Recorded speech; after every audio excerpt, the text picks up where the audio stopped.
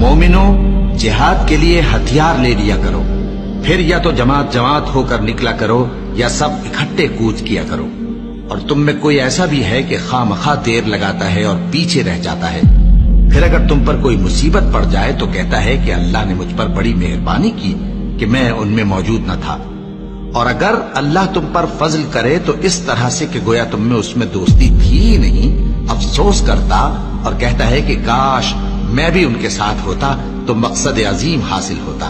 अब जो लोग आखिरत को खरीदते और उसके बदले दुनिया की जिंदगी को बेचना चाहते हैं, उनको चाहिए कि अल्लाह की राह में जंग करें, और जो शख्स अल्लाह की राह में जंग करे फिर शहीद हो जाए या गलबा पाए, हम अनकरीब उसको बड़ा सवाब देंगे।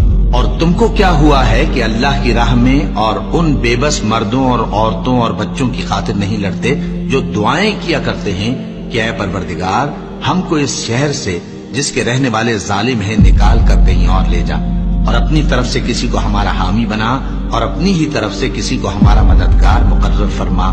जो मोमिन हैं वो तो अल्लाह की राह में लड़ते हैं, और जो काफिर हैं वो शैतान की राह में लड़ते हैं। सो तुम शैतान के मददगारों से लड़ो और डरो मत, क्योंकि शैतान का दाव कमजोर होता है।